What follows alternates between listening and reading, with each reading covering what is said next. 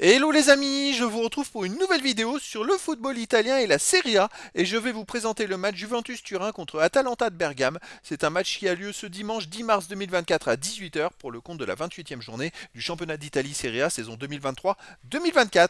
Alors dans cette vidéo, on va revenir sur le classement de la Serie A avec les statistiques de ces deux équipes. On verra ensuite le classement des meilleurs buteurs et passeurs pour ces deux équipes toujours en Serie A, puis on enchaînera par les 10 derniers résultats toutes compétitions confondues et les stats et on terminera par les compos d'équipes et tactiques éventuelles, ce qui nous permettra d'avoir une idée, une tendance à ce match. Pour ceux qui souhaitent voir ce match à la télé, sachez que vous pouvez le voir sur beIN Sport 4. Alors au classement, on a donc la Juventus de Turin qui est deuxième de Serie A avec 57 points en 27 matchs, 17 victoires, 6 nuls, 4 défaites, 42 buts marqués, 21 encaissés, plus 21 différences de buts. Ils ont maintenant 15 points de retard sur l'Inter de Milan. C'est vrai qu'ils étaient à la lutte pour le titre il y a encore 4-5 matchs, et puis ils ont pris un éclat monstrueux, et donc malheureusement ils sont très loin. Maintenant ils n'ont plus qu'un point d'avance sur l'AC Milan. De son côté, l'Atalanta de Bergame est 6ème avec 46 points en 27 matchs, 14 victoires, 4 nuls, 9 défaites, 49 buts marqués, 30 encaissés, plus 19 de différence de but. Alors l'Atalanta est à seulement un point de l'AS Rome et finalement à 5 points de Bologne. Et puis après, il y a un plus gros écart avec les équipes devant. Au niveau des marqueurs, on a Vlahovic de la Juve qui est à 15 buts. Ensuite, pour Atalanta de Bergame, on a Lookman et Coupe Miners avec 8. Pour la Juve, Chiesa 7. Scamacca de Catalayer de l'Atalanta 6. Ederson de l'Atalanta 5. Après, on a des joueurs à 4, 3, 2, 1 but pour les deux équipes. Pour les passeurs décisifs de Catalayer, pour l'Atalanta est à 6 de Roon. Atalanta 5. McKennie de la Juve 5. Kostic de la Juve 4. Et après, il y a des joueurs à 3, 2 et 1 passe pour les deux équipes.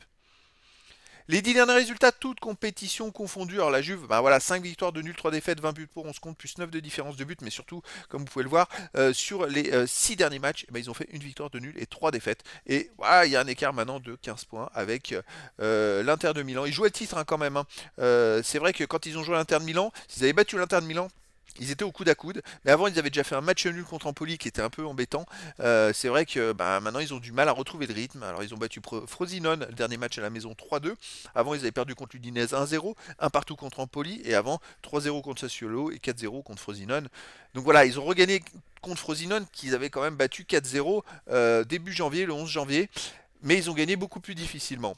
De son côté, l'Atalanta de Bergame, sur les 10 derniers matchs, 6 victoires, 2 nuls, 2 défaites, 22 buts marqués, 11 buts encaissés, plus 11 de différence de but. Mais pareil, sur les 4 derniers matchs, ils n'ont pas gagné. Avant, ils avaient enchaîné beaucoup de victoires, voire au moins 6 victoires de suite. Mais depuis 4 matchs, eh ben, c'est 2 nuls et 2 défaites. Donc ça va pas terrible en ce moment. À l'extérieur, ils restent sur un nul. Par contre, au Sporting du Portugal, un partout en UEFA Europa League. Avant, ils ont perdu à l'Inter de Milan 4-0. Ça fait mal. Hein. Ils ont fait un partout au Milan AC. Ils ont gagné 4-1 au Génois et puis avant ils avaient gagné 2-1 au Milan AC.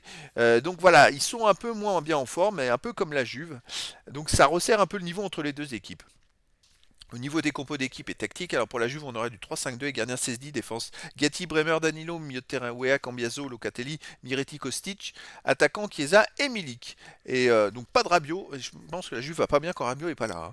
Hein. L'Atalanta de Bergame, de son côté, ça serait du 3-4-1-2 avec gardien Carnesecchi, défense Calvini, Jim City, Kolasinac, milieu de terrain Zaba Costa, De Roon, Ederson, Ruggeri, milieu offensif Coupe Miners, attaquant Lookman et De Ketelaere. Donc voilà les amis, le décor est planté entre ces deux équipes qui doivent gagner, surtout pour la Juve, s'ils ne veulent pas finir par se faire dépasser par les poursuivants, il va falloir qu'ils se ressaisissent. Et donc je vous donne rendez-vous ce dimanche 10 mars 2024 à 18h pour le match de la 28e journée du championnat d'Italie Serie A saison 2023-2024. La Juventus de Turin, deuxième du classement, reçoit l'Atalanta de Bergame, le sixième. Voilà les amis, je vous dis à très bientôt pour une nouvelle vidéo.